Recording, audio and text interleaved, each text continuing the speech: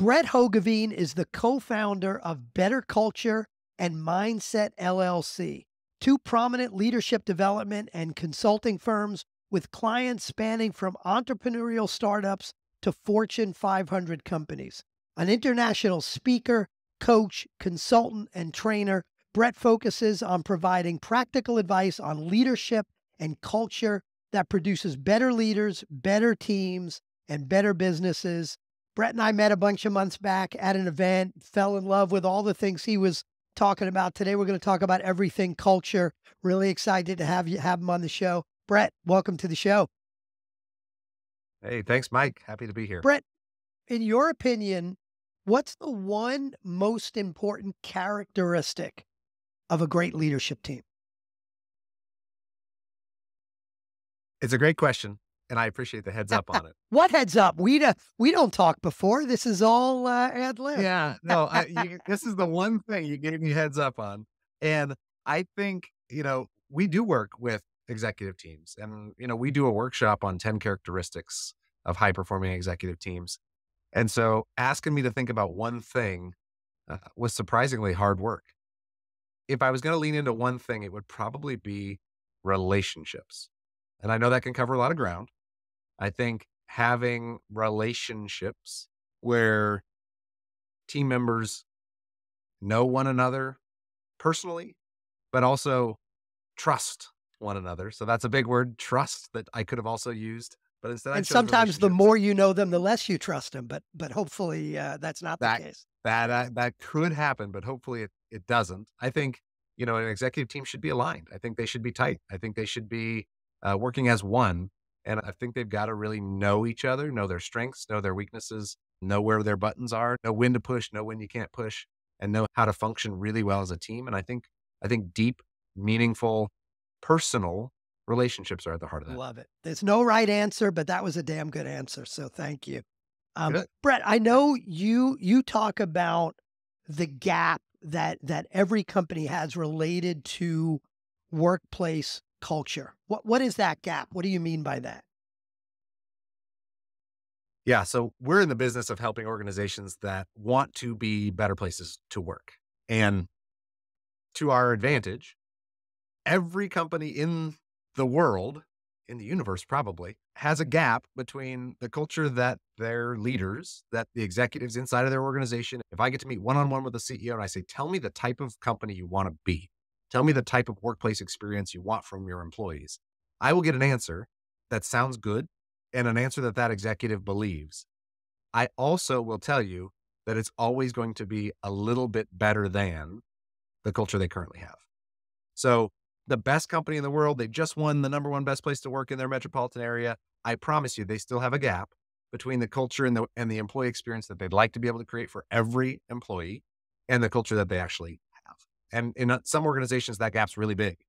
Culture's tough right now. The employees don't trust their organization or their managers, or it's a toxic work environment, or there are things that really need significant improvement. They're seeing big turnover. They're seeing unhealthy conflict. They're getting exited information from employees that are saying, yeah, here's exactly why I'm leaving. And it's a long list. Sometimes that gap is big, but even in the best companies, it exists. And that's what we exist to do, is to help organizations think about how they can continuously build a stronger culture to close that gap, whether it's a big gap or a small gap. So 2 questions come to mind, and I had to write them down because I don't want to say the first and forget the second one. But the first one, so you talk about, you define the gap as the gap between the culture they want to have and the culture they actually have. I want to ask you about a different gap. And I also work with companies on culture, and I was just with a group of CEOs yesterday. I work a lot with an organization called Vistage, and it's this peer advisory group of CEOs, and they fill out this assessment. And one of the things they assess is how strong they believe their culture is. And what I find almost every time is there is a very big gap between the culture the CEO thinks they have and the culture they actually have, right? You're talking about the gap, what they want and what they have. I see CEOs always think their culture is an 8 or 9 out of 10, and reality is it's a 5 or 6 out of 10. Have you seen that gap? And what do you think is, I mean, I have a suspicion as to what's behind that, but Have you seen that gap, and what do you think is behind it?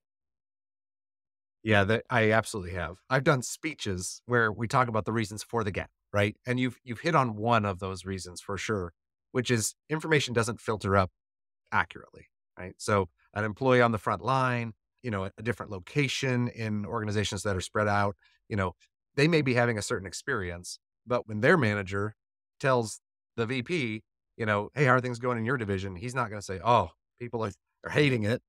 I think a lot of people don't like me. And there's a lot of, they're going to say, it's going good. Right? And so as information filters up, it gets filtered. Right. And so that's a problem that most organizations face is people like to give good news as opposed to not great news. And they like to think well of themselves and they want others above them to think well of them and what they're doing. And so there's an absolute filtering of information as it goes up the chain. And most organizations, it doesn't have to be the CEO. It can be even just frontline managers. If you ask them questions about the culture, they're going to give more favorable responses than the average employee will give for sure. So, in order to close that gap, you either got to really get great at getting out of your office and really talking to real people, or you need to have some consistent way to measure, to get data directly from your employees about how they're feeling about the organization. Which leads to the other question. You said culture is tough right now. Why is that? What makes it tougher today than it was 5 years ago? So when I said that, I meant it in the context of just a hypothetical company that has a big gap. Like if they had a big gap between the culture they have and they want, things are tough for Okay. that company. That being said, I don't know if culture's tough right now, but it's more complicated than it's ever been, I think, right now, because we have so many organizations that are attempting to still prioritize culture. I mean, culture really matters, right? Culture is what your employees are experiencing while they are working for your organization. And if you don't think that matters, then I don't know what to tell somebody like, yeah, are your employees, are they walking into a positive, uplifting, supportive environment? Do they feel connected, et cetera, right? But because so many companies have had to run sort of experiments with their workforce, whether that's remote working, whether that's, things post COVID, return to work policies, managing hybrid teams, whatever that might look like. I have a lot of both current clients and just folks I'm visiting with who are trying to say, yeah, what is our new culture supposed to be? And for those organizations that are relatively small and have everybody in one location, it's just simpler to explain what we're all about, to hire the right way, to role model, et cetera. The more spread out you are, the more you're working on different shifts, the more you're working on different locations, the more you're working in different modes or formats.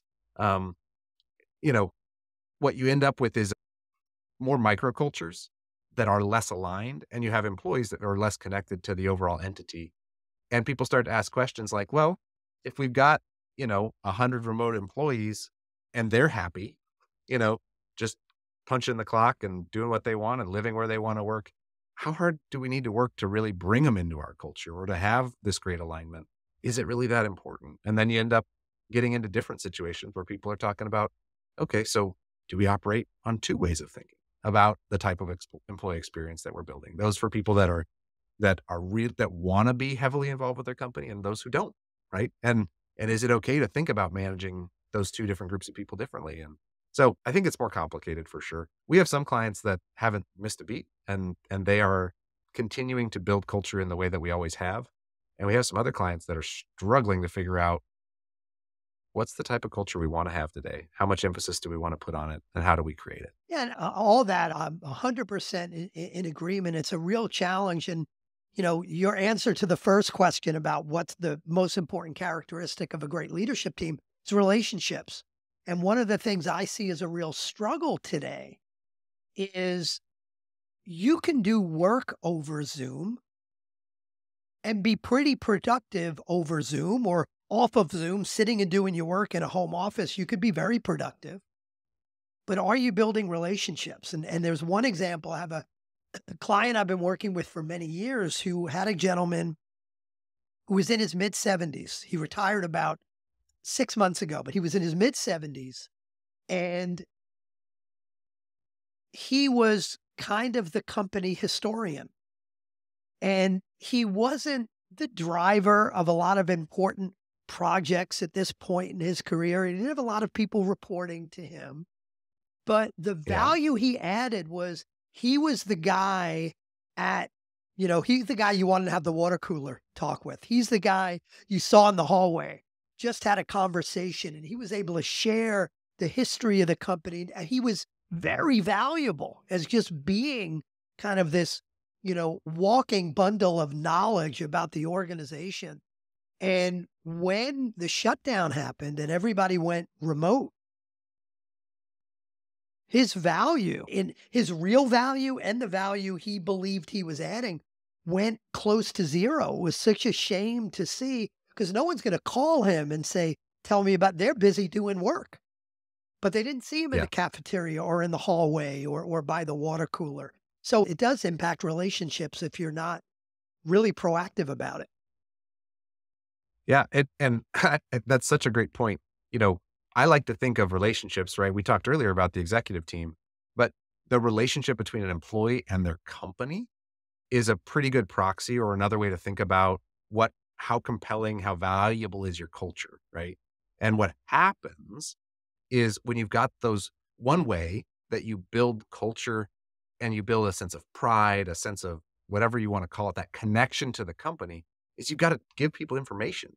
I can't be proud of the company I work for if I don't know anything about it. I've got to know history and stories, and tell me about great things people have done for our customers or innovations we've made, et cetera. And if you put me on an island and I work for a company for 9 months and I do a job, but I'm disconnected from all of those things, what the company has missed is an opportunity to really build a relationship between that employee and their company, right? They're sort of a gun for hire that is doing a job, and they'll be just as happy to go do that job for somebody else. They'll offer the same benefits package. And, those folks that are great storytellers or that are community builders or that can help people laugh or that can, et cetera, they're tremendously valuable to building a culture that helps you attract and build and motivate and keep people.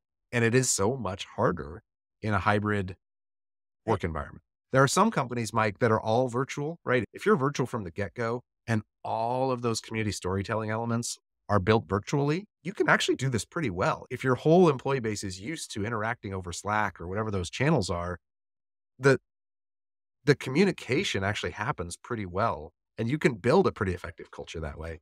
It's the companies that are trying to do that are mostly in person, but have a little bit of virtual.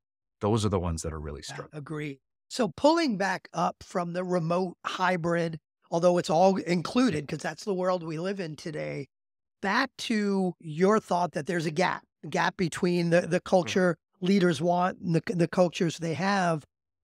What's the one most important thing companies need to do to close that gap? Yeah. Well, the number one reason, there are several, okay? But the one that I'm most passionate talking about in the last year or so is really a new realization that we've had. As we look at our clients that are most successful, as we're looking at the organizations that have built the type of cultures that are actually adding business value on a regular basis to the organization, the thing that you see is when I interact with those companies and I say, hey, look, and I'm going to get to a point here, okay? But let me set it up. If I say, who is in charge of technology inside of your organization?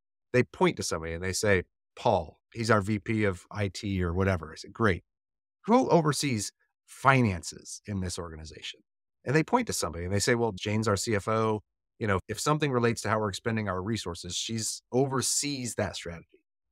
If I go to that same entity and I say, who is accountable for driving your culture?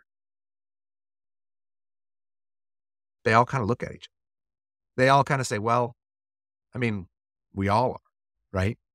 And one of the reasons our best clients and the organizations that have been most successful at building a valuable culture over time, they don't say that. They have a person or a very small group of people that have a really clear and intentional strategy for how they're building and driving the culture that they want to have. And that's the biggest reason for this gap that we see in organizations is there isn't a person or very small group of people. This is not a culture committee thing. This is an executive level person that raises their hands and says, I'm accountable for driving continuous improvement in my workplace culture. And the reason, Mike, that most people, most organizations don't have this is most of them haven't thought about it. But in order to take accountability for something, if you're a CFO, you have there's a body of knowledge to be had on what does it take, what are the proper accounting practices for running a business operation. You go get a CPA, you learn how to do it, right? So there's knowledge. There are tools that enable you to host your accounting processes, right? So knowledge, tools, support. There's somebody to call and ask if you run into trouble, or if you're not sure, you call a consultant, you call, one of the big four accounting agencies, you call whatever that is, someone to audit and say, hey, how do we get back in compliance, or how do we address these things? And lastly, you've got to have power in the system. So you got to have power to say, no, no, no, I'm not approving that budget. Okay. In order to effectively drive any process in an organization, you have to have those four things: knowledge, tools, support, and power. And when it comes to driving culture, most organizations, what knowledge? I mean, what is the body of knowledge that it takes to continuously improve workplace culture? What tools should we be using? Who should we go to for advice? We can give you those three things. So through a product that we're launching, we can give you the knowledge base. We can teach you. We can give you tools that'll help you along that path. We can support you and be a part of your community as you build that. But the one thing we can't give you is power. So we can't work with a culture committee that wants to throw a party once in a while. We can only work with executive level people that when we say, your employee onboarding process really stinks and you need to do something about it. Or your compensation models, you say you value culture, but your comp model doesn't have it built in at all when you're evaluating people. You need to address that. Or your executive team is talking the talk, but they're not walking the walk. And here's some best practices for how to build a great executive team and what they need to do to support culture. We've got to have somebody with enough power in the system that says, yeah, okay, I get it. I'm going to go to work on that and make a little bit of progress consistently over time. So that's what it takes, is a driver. And that driver has to have those four things. So I want to dive into that, but I realized before I do, and I probably should have asked you this question 5 minutes ago. How do you define culture? Let's agree on that. And then I want to dive into this culture driver thing, because I've got some real questions about it. Yeah. So my favorite definition for culture, there are quite a few good ones out there, but is the specific attitudes and behaviors that a group of people comes to expect from one another. So this applies in a workplace. Okay. Close your eyes. Think about when you show up to work tomorrow, what are the attitudes and the behaviors that you can expect from your colleagues? Okay. What energy are they going to show up with? How are they going to behave? Right. And we just had Thanksgiving. Okay. When we're recording this, that was a little while ago. If you can envision getting together with your family for any kind of gathering, most people have a pretty clear picture of what are the attitudes and the behaviors of the people that I'm going to interact with in my family, in my friend group. You can crystallize what that is. That's really what that culture is. It's the attitudes and behaviors that people expect from one another. And those can either be really supportive, uplifting, energizing, or they can be the opposite. I like that. Interesting. Okay. So with that said, I think that's an important context. With the culture driver, what I have seen, depending on size of company, very often the culture, if I ask that question, hey, who owns culture? Who drives culture? The answer I typically get is HR does. Now, smaller companies may or may not have HR. If they do, it may start off very tactical and administrative. They do HRIS and they do payroll. But in companies that have the ability to bring on someone in HR, and by the way, I keep saying HR, but I hate that term. I'd rather it be called employee experience or talent development or something. But in a company that may be a little larger, can afford to pay someone more strategic in that role, I typically hear HR. Do you hear that? Do you think that's the right place for it, or could it be anywhere? The two most common responses, well, there's three. One is they all look at each other and they're like, we all do. Okay. But if not that, it's either the CEO or HR, the head of HR. Those are the most common answers we get. But when you talk to those HR people and you really drill down and you say, so tell me, what's your mandate with regard to culture? It's fairly narrowly, the way they envision that is somewhat narrow. And it's not because they don't want to own more of it. It's just the box that they end up in is kind of recruiting, hiring, onboarding, evaluations, benefits, perks, but culture is every day. And it's how is your manager showing up and, what type of environment are they creating on their team?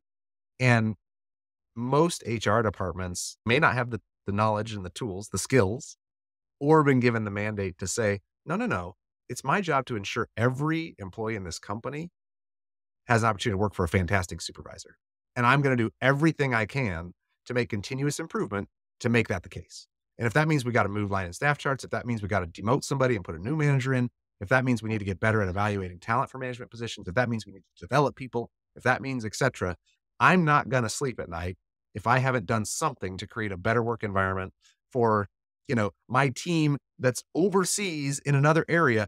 I need to be doing something to make that employee experience better on a regular basis.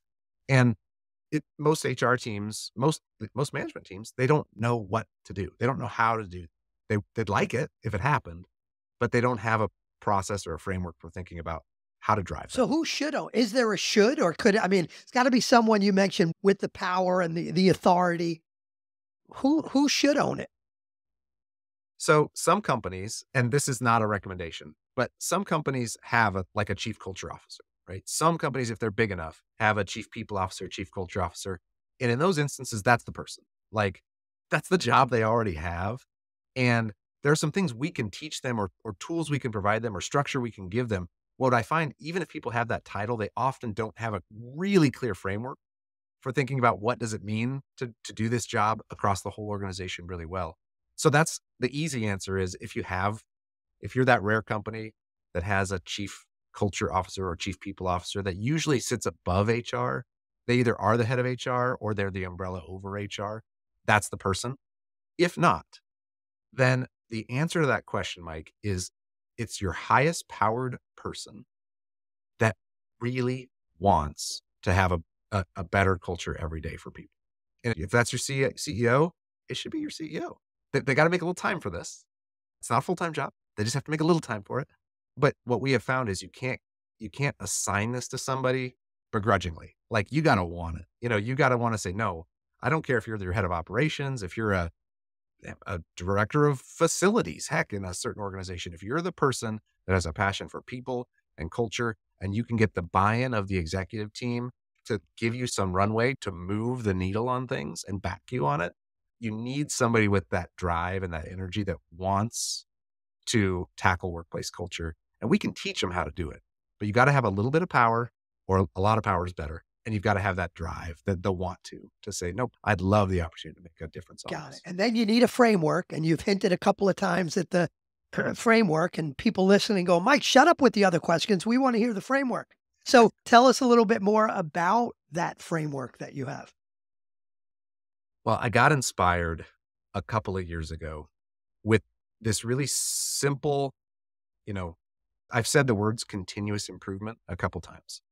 And when we work with manufacturing organizations or, I don't want to get nerdy because I'm not qualified on, say, the Lean Six Sigma approaches or those. There are other really well established areas of business operations that say if you want to improve quality on a manufacturing line, there are processes in place to help you drive continuous improvement, right?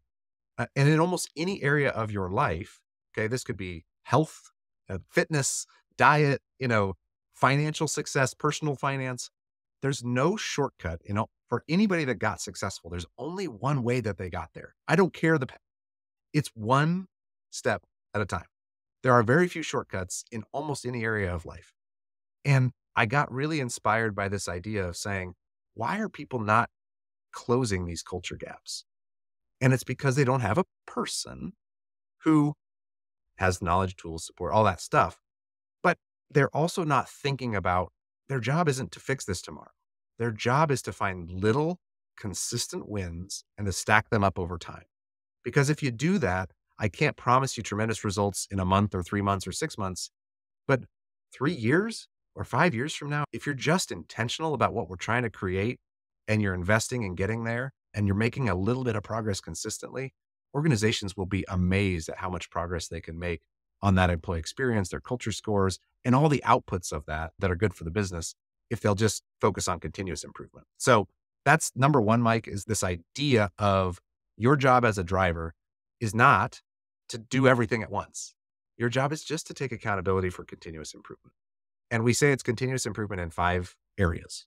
There are 5 pieces of the puzzle that you need to be thinking about as a culture driver.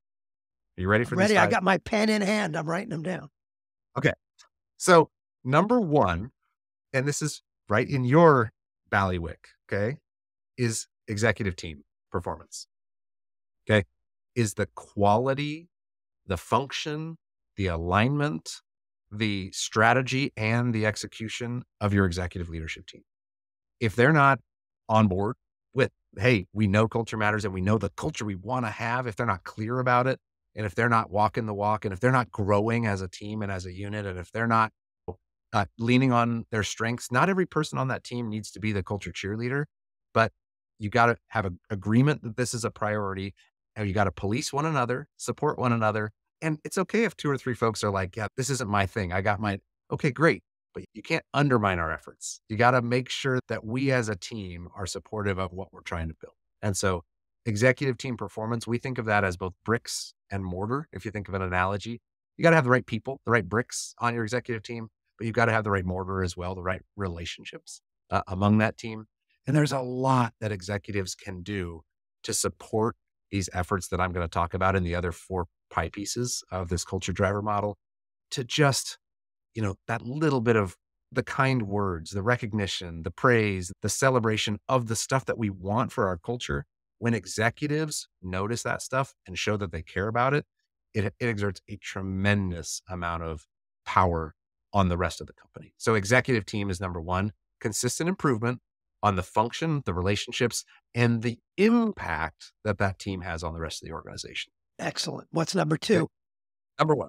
Number 2 is managers. Okay. Leadership effectiveness. You've got to consistently, as a culture driver, put consistent effort forth to help ensure that you have a stronger, more capable, more effective group of managers in your organization. And that can be via putting the right people in those positions, or it can be by developing them, by teaching them.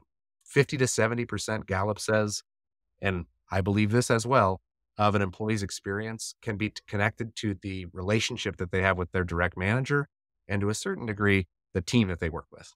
And so if we're tackling culture, frontline managers are a huge aspect of that. So as a culture driver, it's your job to look at that team of managers, whether you're a relatively small company or a really big company, and say, what am I doing to continuously improve the quality of that management so that my employees are getting a better experience, so that their managers are better serving them? And again, this isn't an overnight thing. It's a marathon. But if we can consistently improve that, what we're doing as a byproduct is consistently improving retention, consistently improving performance, all of those things that come. I want to pause on this one before we go to number 3, because when you talk about it, I picture a whole bunch of people writing down, oh, so we need a management training program. And that's great. And it sounds wonderful. But the reality is, in a lot of the companies I've worked with over the last 35 plus years, some poor leader in HR is tasked with putting together a leadership development program. They plan it, they do a bunch of work, they figure out who we going to bring in, what videos, maybe we'll do this on LinkedIn Learning, we'll do all these different things. They spend a lot of time. Yep. It's never taken seriously. It's tends to not be very good and relevant to the work leaders really need to do.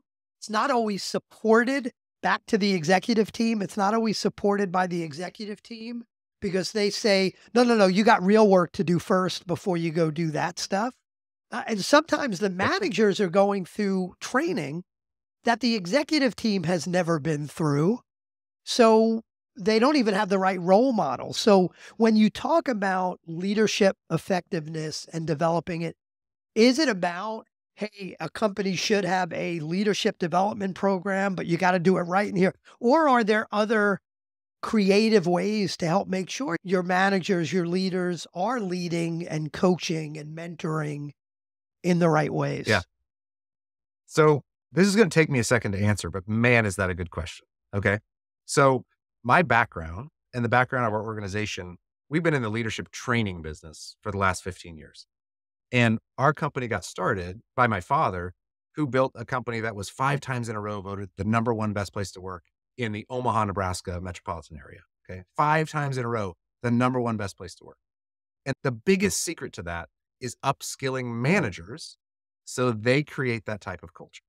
So for the last 15 years, we've been in the business of doing leadership development training work to help managers understand what it is they can do to help the organization attract and build and motivate and keep great people.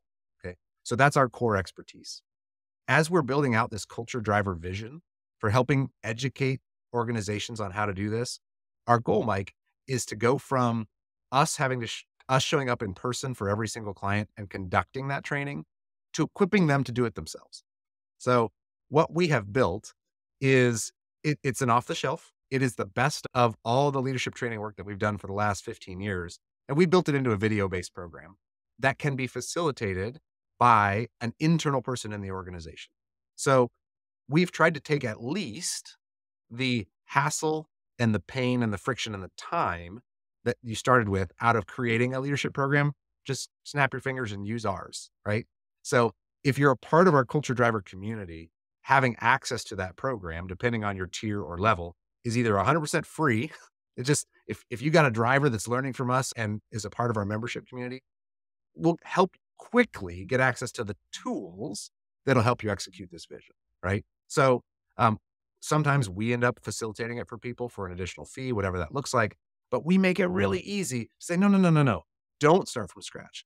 Don't re-envision this thing. Just take these best practices that 85% are on the mark for what managers need in your company. And you can supplement it with other stuff. You can add other things in if you want to, but let's make this easy and let's move, right? Let's make it really easy for a culture driver to implement a management development program, at a low or reasonable or free cost, depending on how that's working for them and their membership with us. And we provide a facilitator's guide. It's video based, that kind of thing. So that's our goal, Mike, is we teach 7 principles of leadership that have applied across industries, across lots of different organization types. And we used to be a little reticent about saying, you don't have to use our principles. You just got to have some. But what we've learned is what we teach has worked for hundreds of organizations and it'll work for your company too. And it's easier to just get it off the ground and supplement it with other stuff if you want than it is to start from a blank piece of paper and say, let's build the right thing. Because exactly what you described is what happens. People don't have the time to build it. When they cobble it together, it doesn't work very well. It doesn't get a lot of buy-in. Love it. So long answer, Love it. but it's a great question. And it's probably the number one most important thing that organizations can do to improve the overall employee experience is be leaning into that management development component. So the first piece was the executive team. Second was managers. Yep. What's the third? Yeah. Third is HR and people operations. So the third is just like, this is, if you think about the company functions, the processes, the forms, the things that we go through, whether all the way from onboarding through, my evaluations and how I'm paid and all that kind of stuff. If we're saying to our people, we care about culture, we care about these attitudes and behaviors, that if people show up and do these things, it'll make life better for everybody, including our customers, including our colleagues. Our HR stuff has to align with that. We've got to make sure that all of the people processes that we've built are operating in a way that reinforces those things. And so what we try to do is help culture drivers realize, here are all the different processes that you're running in your organization. And just, we don't do all this from the get-go, but when an organization is ready to say, maybe you want to look at your evaluation process and do you want to put some attitudinal behavioral stuff in there so that you're actually rewarding and or punishing people that are helping you achieve these goals, right? Do you want to look at your onboarding process? We can give you a best practice template and show you what other people are doing and learn from our community and all those things. This HR function in our culture driver community is where people cross-share the most information. We don't have to be experts on everything. We've built a community of people who are trying to improve their workplace cultures, and they share resources within, in particular, this HR bucket to say, how are you doing that? What are you using for this, et cetera? Because those tools and processes that support those functions are important. And if we can make that easier for organizations to improve, that's what we I want. love So I that's a love that. And I know when we first met, I think we were talking about the community. But what I love so much about that culture driver community idea is I think CEOs have communities of other CEOs, peer advisory groups. I mentioned Vistage earlier. There's YPO and right. EO and a host of other things. CEOs have that. They don't all take advantage of it, but they have these peer advisory groups where they can talk openly to others about the challenges they're having and get feedback.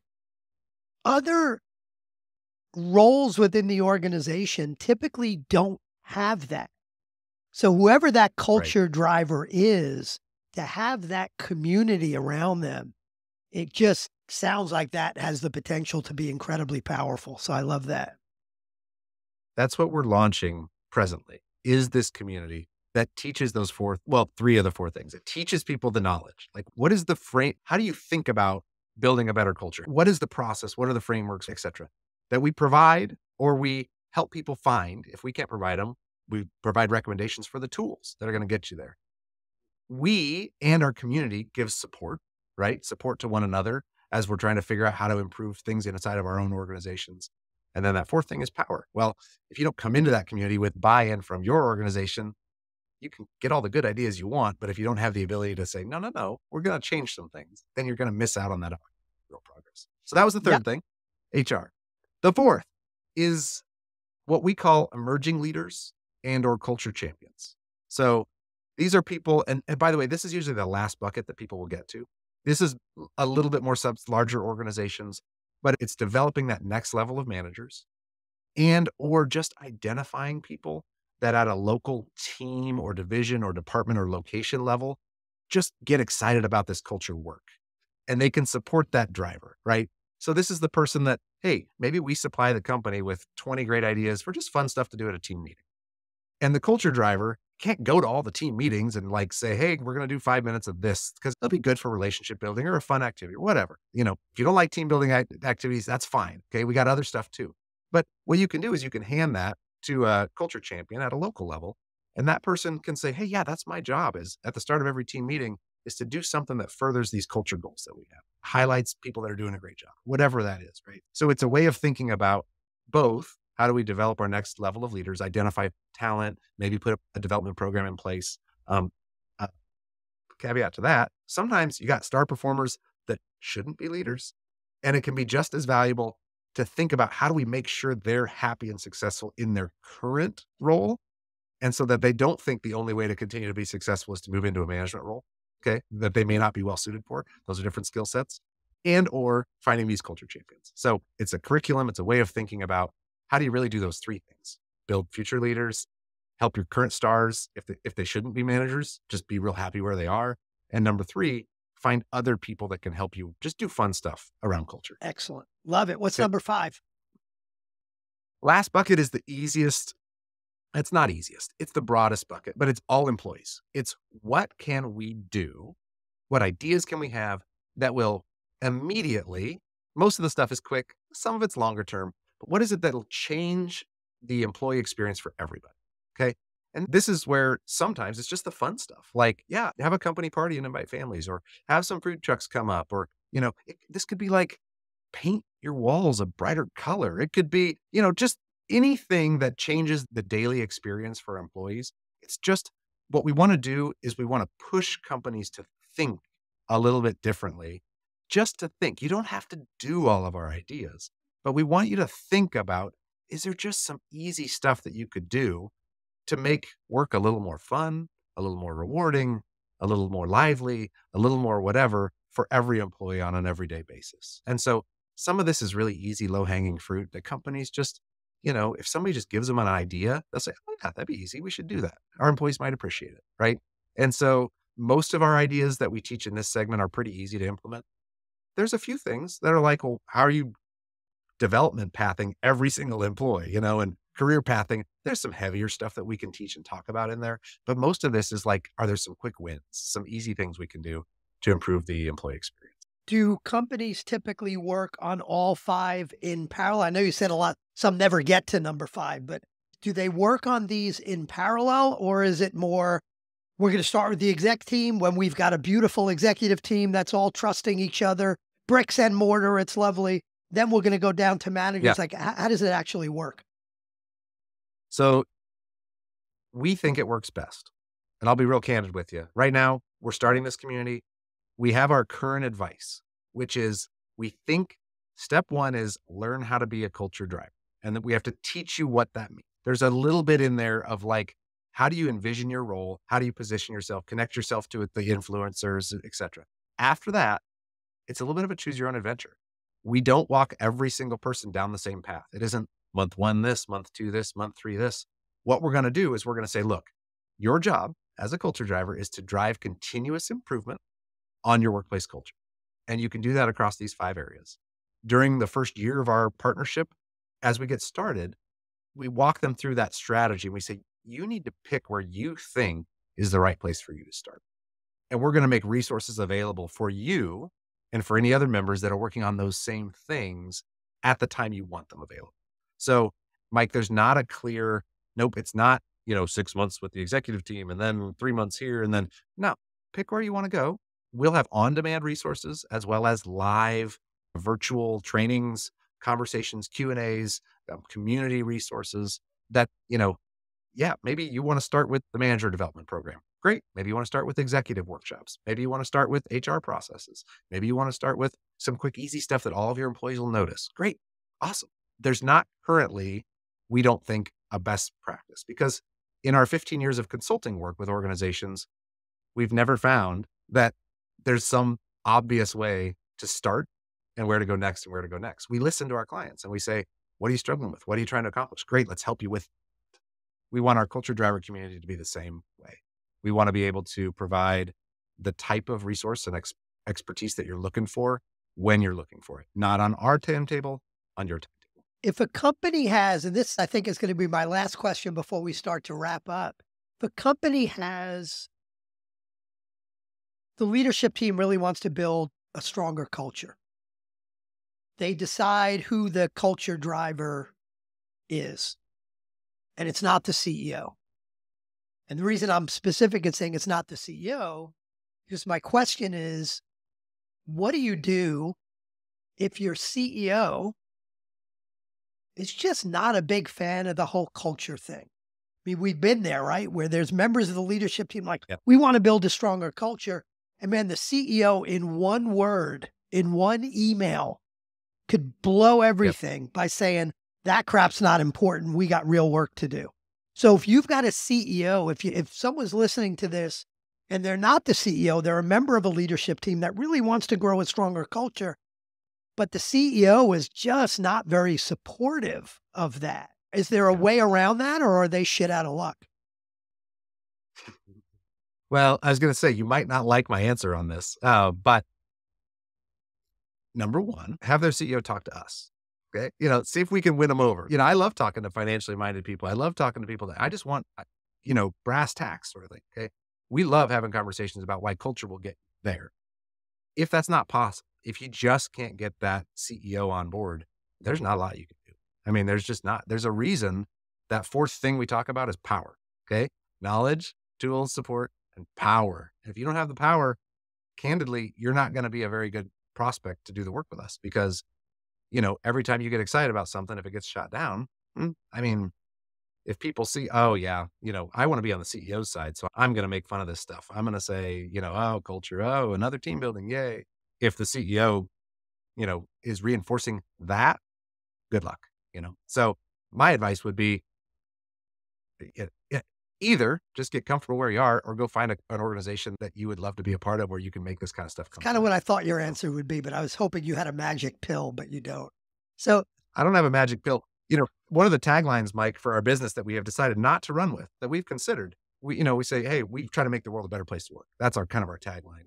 But the secret one underneath is we kind of like to make life lousy for bad bosses. So, right. So what can we do to tilt the world in the favor of the types of organizations that want to win in business, and want to do it by building a great workplace? That's our mission. So we're looking for people that have aligned executive teams that already know culture is a secret to their success. When we find that, we can help them down. Love it. Love it. Such important stuff. This will be in the show notes, but Brett, where should people go if they want to find out more about you and the company and the Culture Driver program? Where should they go? Yeah, betterculture.com is the main place to go. You can look for me, Brett Hoogeveen. You can find me different places. Reach out to me if you want to. But betterculture.com is our main website. It's a great place. Go there. Awesome stuff. Well, I always say if you want a great company, you need a great leadership team. Brett, thanks so much for helping us get there today. All right. Thanks, Mike, for all the work you're doing Thank as you. well.